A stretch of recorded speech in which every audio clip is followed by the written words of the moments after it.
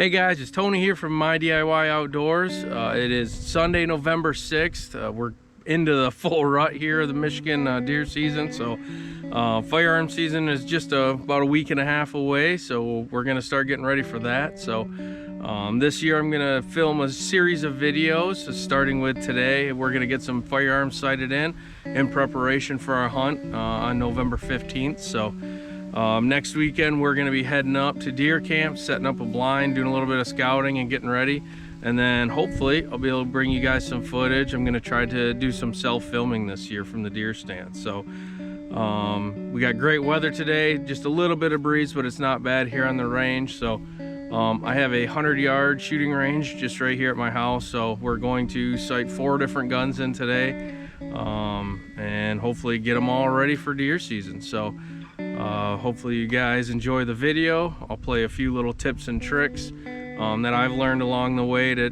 try to speed up things when you're zeroing in a firearm, as well as maybe save a little money on ammo. So hopefully you enjoy the video, and I'm gonna run down, set up some targets, and we'll get started. All right guys, so we're gonna start today's video with a little overview of what we got going on. So today is gonna be our first video at our range day for our 2022 Michigan Deer Firearm season. So in preparation, we got some firearms to sight in. So I got 4 guns I'm gonna be shooting today. The first one is a Ruger. It's a semi-automatic 44 Magnum. That's for a co-worker. Second one is a Ruger American, chambered in 450 Bushmaster. That's a new gun for me. I'm pretty excited to try that one out today. We have a Nikon Pro Staff 5. I believe it's a 3.5 by 14 scope on that. So I'm kind of excited to shoot that one. We have our second Ruger American, chambered in 350 Legend. That's the gun that Maisie's got her last 3 deer with for the youth hunt. So as far as we know, that one is good to go, but I'm going to put a few rounds through it today just to make sure it's ready in case Jess is able to make it out hunting. So last one, this is kind of a fun gun to shoot. So this is a Winchester Model 100. It's chambered in 308. It is a semi-automatic rifle. This gun was given to me as passed down from a family member. I've never taken it out in the field, so I've shot it a few times. I've taken it as a spare or backup when we've gone out west a few times, but I've always used my go-to Remington 700 BDL 30-06 for deer hunting in Michigan and in Wyoming and out west. So where I'm going to be going this year, it's pretty tight area, not a lot of long shots, even though I've shot this gun at 300 yards and it shoots pretty nice. So I'm going to zero it today at 100 yards. That's what our range is here, and I'm going to take it up with me up north and maybe shoot my first deer with it. So I'm pretty excited. So I'm going to run down, get some targets set up, and we will get started. All right guys, I got my targets set up here. This is the range that I built. That's just a dirt berm backstop. It's, I don't know, it's probably 20 feet deep by about 8 foot high. For a target, it's pretty easy. We just drive a T-post down in the ground, drop a pallet over top of it. This pallet's probably been out here for 3 years. It's got shot numerous times. Just put your targets, just put your T-post down about the center of the pallet, put your targets off to each side, then you're not hitting your T-post with your bullets and sending fragments all over the place. So all 4 of the guns that I am going to be shooting today have already been kind of zeroed before, either by me or by somebody else. So, but I want to show you the process that I would go through as if I had a brand new gun or a new scope on the gun, just to get it sighted in, get it on paper, and maybe save a little bit of money and ammo, and maybe your shoulder a little bit if it's a big bore rifle. All right guys, so we backed up to 25 yards, and one of the keys that I think to saving some money and ammo, maybe your shoulder a little bit better, is to get some sort of gun vise or gun rest. Lead Sled makes a pretty good product. There's some other products out there. This is a steady rest. Have something that you can put the gun in and cinch it down and get it pretty tight.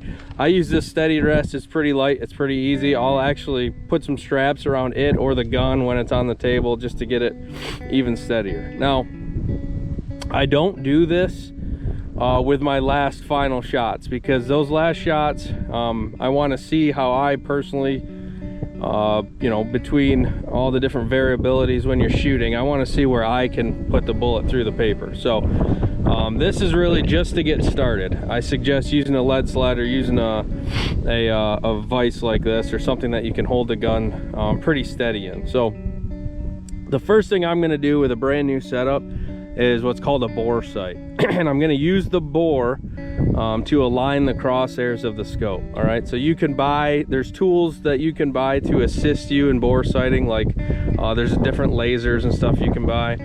All right, but it's pretty easy with a bolt action rifle.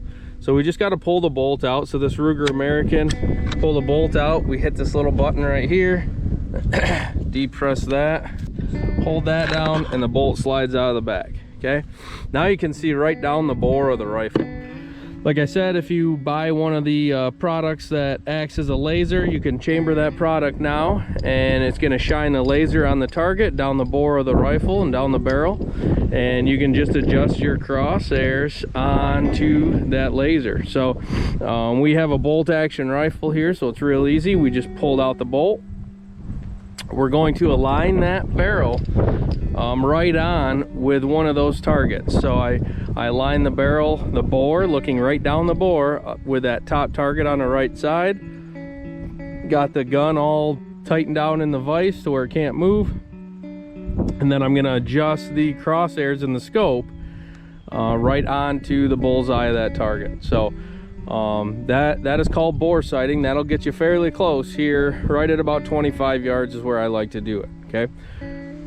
All right, so after that bore sight, after you have adjusted those crosshairs in that scope down to match where that target you're looking at through that barrel, what I'm going to do is I normally back up to about 50 yards.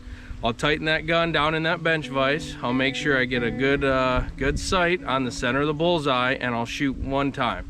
That'll be your first shot. That's called your cold bore shot. So the barrel, the chamber, nothing's warm. It's nice and cold, just like as it would be if you were to shoot at a deer for the first time. So again, leaving the gun in the gun vise or the lead sled, tighten down, put the crosshairs in the middle of that bullseye, and then you're going to adjust the windage and elevation, adjust your crosshairs down to or over wherever that bullet impact was on that paper.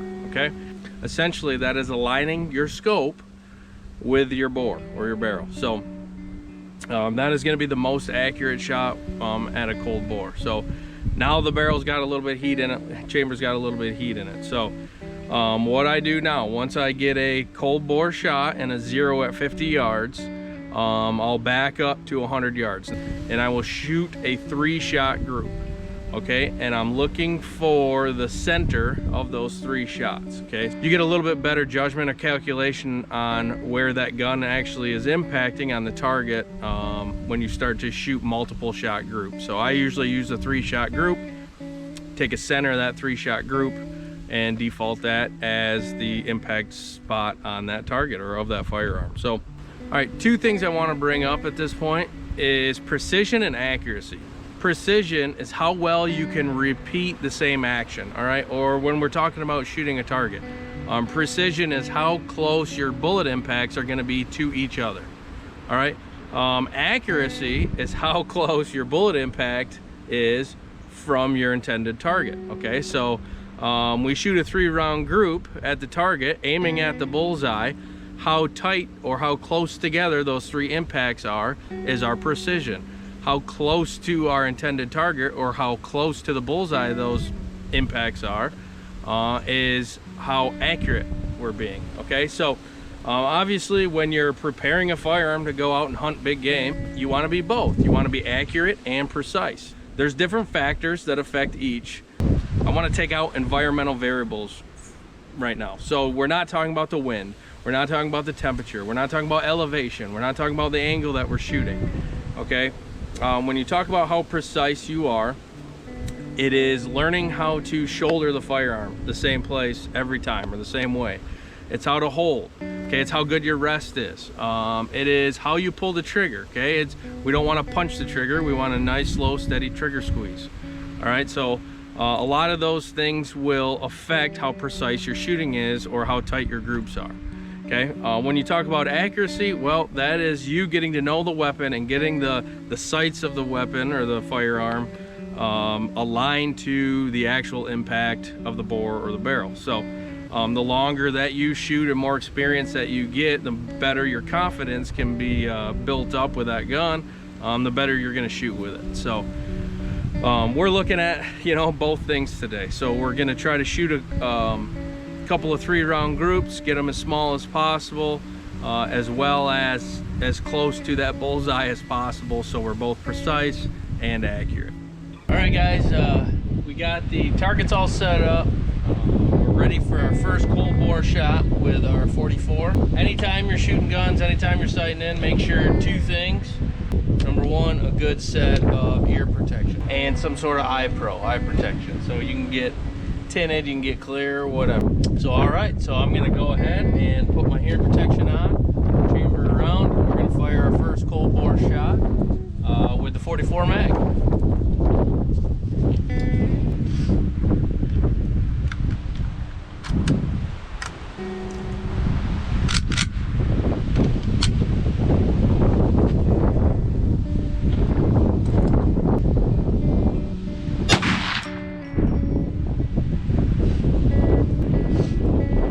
See where we hit.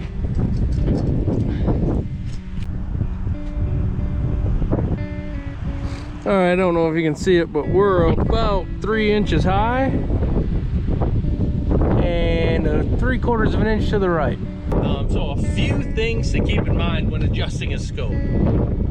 I know some people like to archery hunt, some people like to firearm hunt.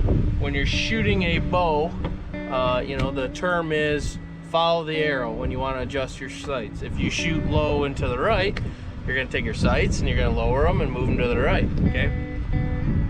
Essentially, you're doing the same exact thing with a scope. However, you're going to look at the adjustments on the scope, in which you have a elevation and a windage adjustment. You have an up and down and a left and right, and you're going to adjust that scope in relation to where you want your new bullet impact to go. Okay, so we just hit really high. We want to bring that bullet down. So we're actually going to turn this dial, our elevation dial, clockwise, which would be down. We want to bring our bullet impact down. Now, if you were to watch inside that scope, as you were to turn this clockwise or down, it's actually going to raise the crosshairs up. Okay, your elevation crosshairs up. So essentially, you're doing the same thing. You're chasing your bullet impact, but on a scope, remember, you adjust it to where you want your next bullet to hit. So we want our next bullet to hit down, so we're going to adjust our scope down. Okay. Now, a lot of scopes are calibrated for minutes of angle, or MOA.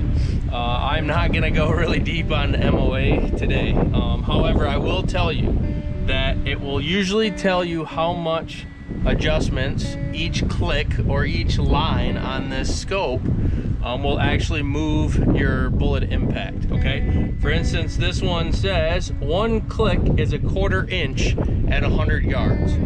Okay, so 1 inch at 100 yards is the same thing as 1 minute of angle. Okay, so if you're going to move, each click on this scope will move that impact a 1/4 inch at 100 yards. That's a 1/4 MOA per click. Okay, now you can essentially visualize a cone coming out of the end of this barrel, and that cone is going to start small, the same size of the bore, and get larger and larger as you get further and further away. Okay, and that's how minutes of angle work.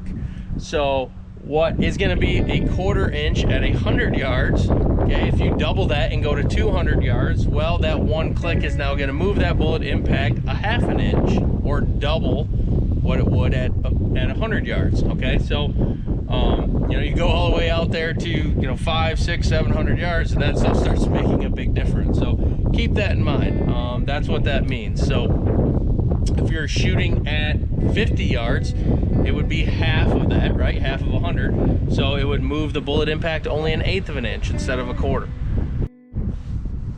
All right, so we're ready to adjust the scope on this 44 mag. It's about exactly 3 inches high with the cold bore shot at 100. I'm gonna go ahead and bring it down 2 inches, and then I'm going to shoot a 3-round group. And as long as we are about an inch, inch and a half high at 100, we'll call that good. So scope adjustment, right here's the elevation adjustment for up and down. It says 1 click is a 1/4 inch at 100 yards. So to go 2 inches, I need to go 8 clicks. So I will go 8 clicks down, which is going to be clockwise on this scope. I got my handy dandy scope adjustment penny, 2014 series, and I'm going to go 8 clicks with it.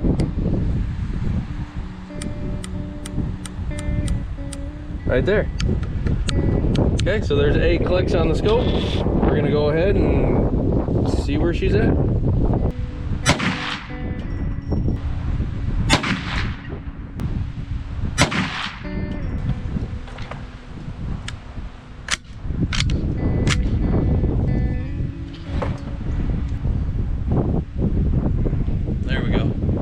Alright guys, we got a 3-round group in with the 44 mag. It's hitting real nice, right at 100 yards. We're about an inch high, but it's perfect left and right. The windage is good. 44 is all good to go. I'm gonna move on to the 350. Like I said, that should be still zeroed in from the youth hunt when Maisie got her deer, but just want to double check. And then I'm gonna shoot this 450 and then move on to the 308.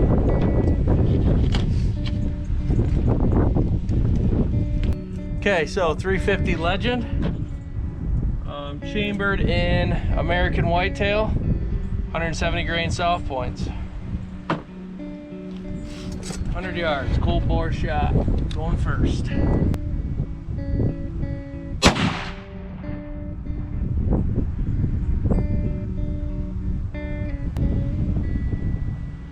Yep, she's right in the bullseye, so we're gonna roll with that one. All right, for the 450 Bushmaster, the one I'm excited to shoot. I have not shot this gun yet. We are shooting Hornady Black, 250 grain FTX bullet. It's a good bullet.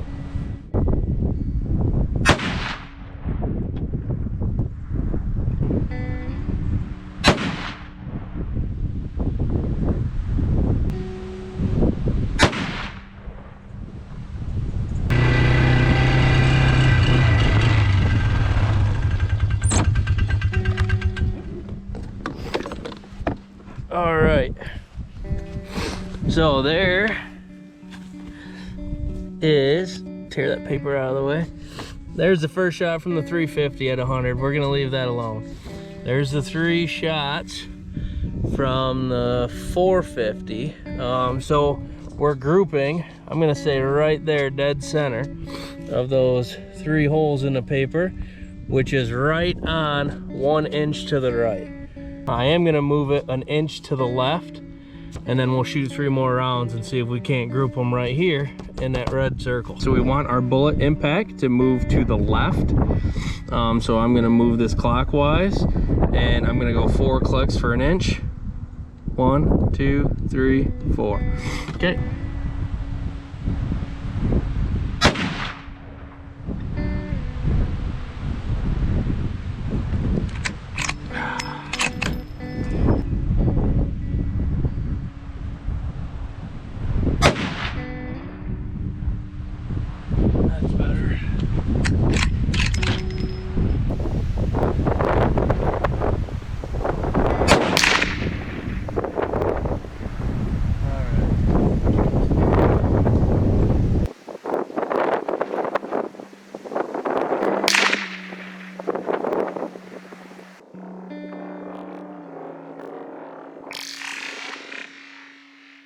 All right guys, so we got all 4 guns sighted in. They're all 4 zeroed at 100 yards. So I'm happy with the shooting today. All 4 firearms are ready to go for opening day of firearm season. So I didn't get real in-depth on today's video on you know, shooting fundamentals or anything like that, which maybe if I get some more time I'll make another video for that. But all right, so good luck everybody with your hunting.